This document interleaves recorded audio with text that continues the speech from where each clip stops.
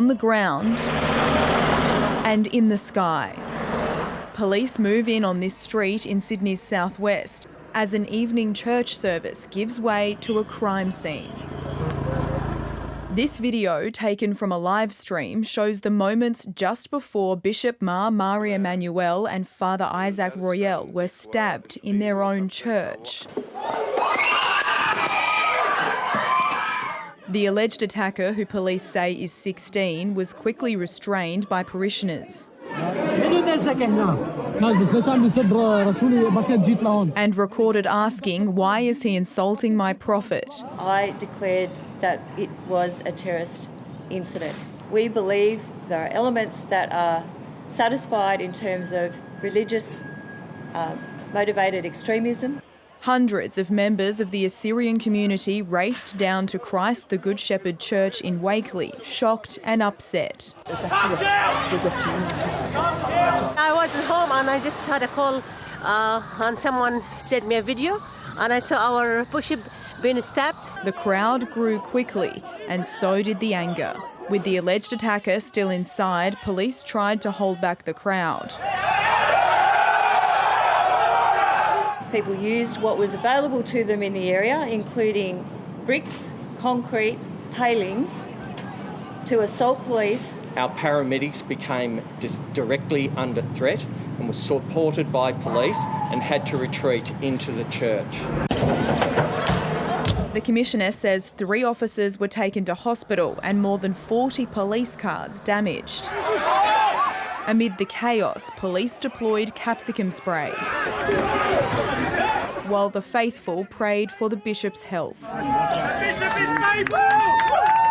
Father Royale was also declared stable, but some still wanted vengeance. Bring him out here! Bring him out here! The alleged attacker was escorted by police to hospital after suffering injuries to his hand.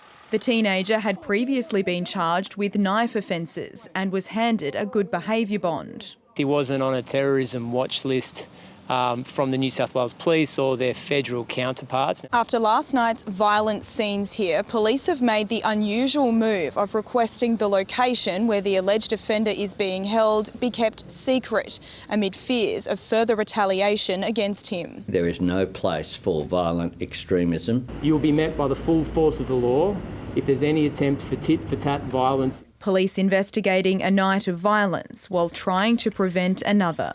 Leah Harris, ABC News, Sydney.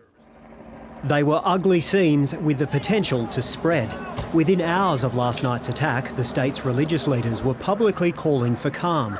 Today, the Premier called them in to offer his praise. I think it's so important for the people of New South Wales to understand that the civic and religious leadership of New South Wales is firmly united and committed to calmness, peace and harmony. New South Wales Police will share the counter-terrorism investigation with the AFP and domestic spy agency ASIO. When we lowered the terrorism threat level to possible, I said at the time that possible does not mean negligible, and the most likely attack would be an individual that goes to violence with little or no warning with a knife, car or gun. Now those fears have been realised in a city that was already on edge. People are feeling uneasy, and that is understandable. Given the atrocity that occurred on Saturday and then this incident last night. It is vital, in my view, that we continue to stress what unites us and that respect for each other be maintained at all times. The declaration of a terrorist incident can give police special powers to stop and search people, vehicles and property, all without a warrant. But so far, they haven't been needed. If there is a need to amend those powers, those powers will be sought. Not only was the attack live streamed, it's still being shared online, and the country's e-safety commissioner says she's not satisfied with the response of some social media companies. That is why I am exercising my powers under the Online Safety Act to formally compel them to remove it.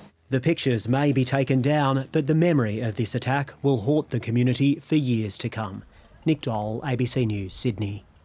Bishop Mar Mari Emmanuel has amassed a large following over the years for his charismatic and often controversial sermons. Get alive!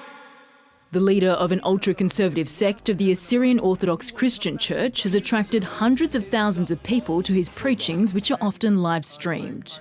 He's united a lot of this community. A lot of people I know have returned to their faith because of him.